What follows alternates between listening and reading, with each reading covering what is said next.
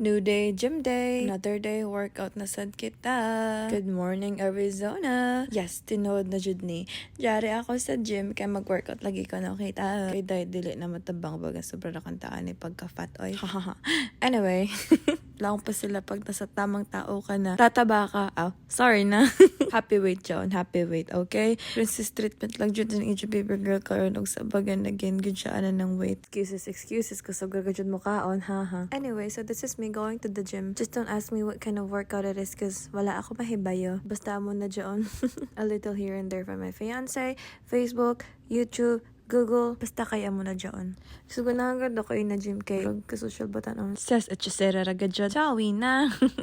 So, initood na gym is included sa amo apartment na amenities. Hana ko dire kay way gani ka radyo tao. Compare sa mga LA Fitness or ano sain ng mga you know what I mean? Basta sa lain na gym. Mas ganahan magudok mag-workout dyan. May karadyo tawa kayo na ibase kung sama dyan kita ng lain na, uy, you're not doing it right. Pero reality check, wala may ipakailam sa mga tao dito sa imo kung mag-uno ko diya sa gym. Ipograga dyan siya, Kemi. Wala nakagala kasi you just do your own thing. So kanito at na time, I was the first person. 10 minutes later na ay duha ka laki nga nag-workout. Nakatagi dyan na ako ng gym before sila ni abot out.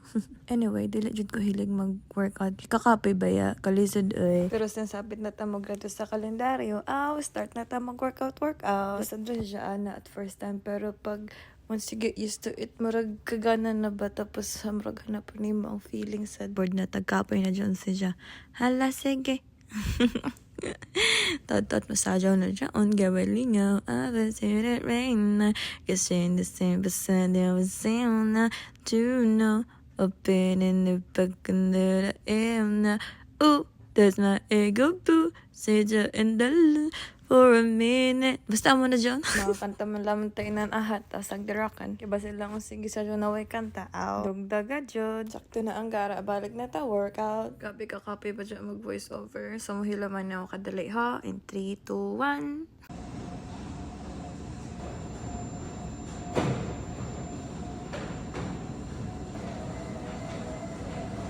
Umarot na ako ganapan karon na adlaw. Ang importante na kapag gym sa to. Because I'm trying to be consistent. Maura to guys. Bye!